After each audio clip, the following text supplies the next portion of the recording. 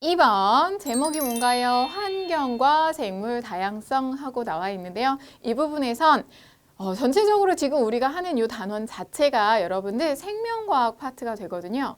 물론 다른 단원도 그렇고 다른 파트도 그렇겠지만 더욱더 생명과학 파트 이 부분에서는 변이라는 용어가 매우 중요합니다. 용어 정리를 잘 해두시는 게 중요하고 지금 우리가 이걸 배우잖아요. 1학년에서 배우는 거죠. 이 내용은 앞으로 여러분들이 생명과학을 공부하는 데 있어서 기본 바탕이 될 수가 있거든요. 그러니까 변이라는 게 무엇인지 정확하게 알아두시는 게 중요한 파트라는 거 말씀드리면서 변이란 같은 종류의 생물 사이에서 나타나는 생김새나 특성의 차이를 변이라고 이야기를 합니다. 이 변이는 환경 차이와 유전자의 차이에 의해서 나타나는 경우 두 가지로 나누어서 우리가 생각을 하게 되는데 자, 우선 똑같은 여우가 있다고 봅시다. 이게 아마 교과서에도 예로 많이 출제가 될 거예요. 여우가 사막여우가 있고 북극여우가 있거든요. 북극여우는 어떻게 생겼어? 북극여우는 하얀색에 몸집이 크고 귀가 작아요.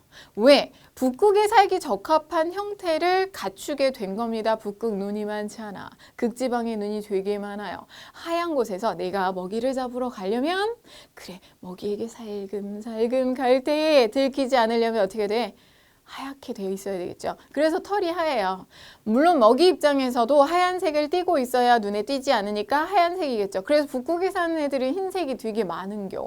아 그렇구나. 이렇게 나타나고 그럼 사막여우는 어떻게 생겼을까? 내가 어디 가봤던 뭔가 어디지? 놀이동산이나 뭐 이런 데 가보면 작은 애니멀, 동물들이 있는 동물원이 있죠.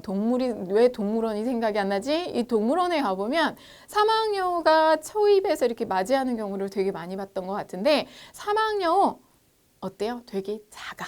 되게 작고 얼굴도 되게 작은데 귀가 되게 큽니다. 귀가 이렇게 커서 그 귀로 열을 밖으로 발산하라고 너무 더운 곳에 살고 있죠. 그래서 발산하라고 사막여우는 귀가 크고요. 몸집이 작아요. 몸집이 작아서 더위를 잘 견디고 그리고 털 색깔 북극여우와 완전히 달라요. 무슨 색깔? 그렇지. 모래랑 색깔이 똑같습니다. 사막에서 눈에 띄지 말라고. 그러니까 이렇게 환경의 차이에 의해서 달라지는구나. 변이가 나타나는구나. 이렇게 해석을 하시면 돼요. 이 부분을 여러분이 공부하실 때는 예를 들어서 무엇이 있는지를 생각하면서 그걸 가지고 끌어내시는 게 편할 거고요. 유전자의 차이하고 나와 있습니다. 유전자의 차이 여러분들 우리 친구들이 혹시 무당벌레 본 적이 있는가? 무당벌레하고 찾아보세요. 검색창에다가 어느 검색창이든 여러분이 사랑하는 각자 좋아하는 검색창들 따로 있죠. 거기다가 무당벌레 해서 이미지를 딱 클릭해 보세요. 수많은 무당벌레 이미지가 좌르르르르륵 올라옵니다. 그런데 무당벌레 겉 날개에 무늬가요 다 달라. 우리가 보통 우리나라 무당벌레가 칠성 무당벌레라고 해서 점이 검은 점이 7개를 가지고 있거든요. 이렇게 다 다르다. 이런 게 바로 유전자의 차이가 됩니다. 자, 이런 차이가 변이로 발전이 되는 거야. 이런 차이에 의해서 변이가 나타나는구나 라고 여러분이 예를 들어서 정리를 해두시면 되는데 아마도 교재별로 얘가 조금씩 다르게 출제가 되어 있겠죠? 다르게 되어 있는 예들을 보면서 이게 환경의 차이고 이게 유전자 차이구나 라고 정리를 하시면 돼요. 변이와 진화라는 거 세 번째 확인해 볼 건데 지금 유전자 차이와 환경 차이에 의해서 변이가 나타난다 라고 이야기를 했죠. 이 변이가 나타난 상태에서 그대로 거기서 끝나는 게 아니라 세대를 거듭해서 얘네들이 그대로 전달이 됩니다. 자손에게. 전달이 되면 하나의 종이 만들어지는 거야. 원래는 하나의 여우였는데 북극에 간 여우와 사막에 간 여우가 그렇게 진화가 되면서 적응을 해서 북극여우, 사막여우로 종이 달라졌죠. 이런 식으로 새로운 종류의 생물이 나타나는 원인이 되는 걸 우리는 변이라고 이야기를 합니다. 나중에 진화론에 대해서 공부를 할 거야 우리가. 여러분들이 내가 어떻게 사람이 됐지? 이건 다 알잖아. 원숭이가 진화해서 우리 사람이 됐다고 이야기를 하고 있죠. 근데 그 원숭이가 사람으로 진화됐으면 그럼 이 지구상엔 원숭이가 없어야 되는데 왜 원숭이는 아직까지 있을까? 이걸 아직 정확하게 밝혀내지 못해서 그렇지, 기본적으로 발견되는 뭐 화석이다 이런 거 보면 원숭이가 사람이 됐죠. 분명 뭔가 어떤 변이에 큰 변이를 일으키는 뭔가 기준이 있었을 거거든. 그걸 지금 우리가 못 찾고 있는데, 이런 것들, 변이가 새로운 생물이 나타나는 원인이 될 수가 있습니다. 원숭이가 사람이 된, 이것도 뭔가 변이가 있었다는 얘기가 되겠죠. 이런 식으로 여러분들이 접근을 하시면 조금 쉽게 정리하실 수 있고요.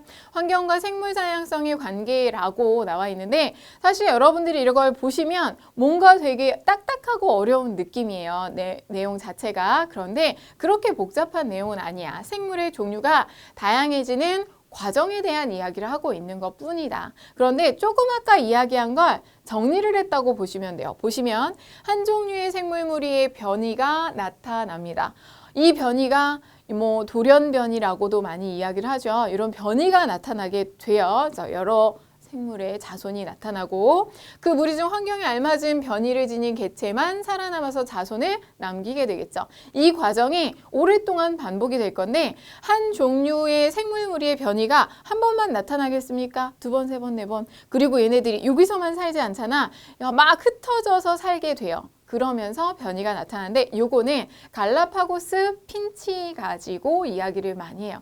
이 지구에 있는 땅덩어리는 옛날 한 옛날엔 한 덩어리였다. 그러다가 얘네들이 갈라졌어요. 핀치라는 핀치새가 갈라파고스 군도에 살고 있는데, 군도가 섬이 되게 많은 지역이거든요. 요 섬에 사는 핀치새, 요 섬에 사는 핀치새, 각각의 핀치새들이 다 모아놓고 봤더니 얼라리요, 다 다르게 생겼네. 왜 이렇게 다른 거지? 과학자들이 조사를 하기 시작을 합니다. 연구를 해봤더니 이 섬에는 곡식이 많고, 이 섬에는 벌레가 많네.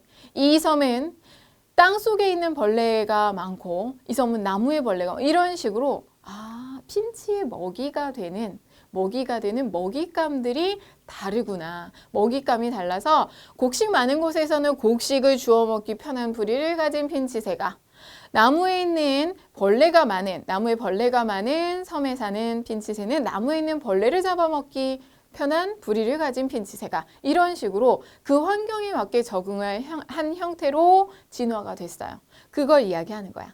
여기 나와 있는 것처럼 서로 다른 생김새와 특성을 가진 무리로 나뉘어지게 되고요. 그게 또 다른 하나의 종으로 만들어지게 됩니다. 이런 식으로 종이 자꾸 증가한다. 이렇게 여러분이 흐름을 파악을 하시면 되고요. 전체적인 내용을 여기는 내가 지금 당장부터 외워야지 라고 생각하지 마시고, 조금 아까 말씀드린 것처럼 여러 가지 예들을 좀 생각을 자꾸 하세요. 이런 예가 있었고 이런 예가 이렇게 연결이 되지, 이렇게 연결해서 생각을 하시면 진짜로 공부할 때, 지금도 진짜로 공부하는 거고, 선생님이 진짜라는 말을 안 써야 되는데 되게 좋아해. 제대로 공부를 하실 때, 지금 우리 간단하게 살펴보는 과정이잖아요. 제대로 공부하실 때 지금 공부했던 이 내용들이 떠오르면서 정리가 될 겁니다. 예를 들어 무엇이 있는지 꼭 알아두세요.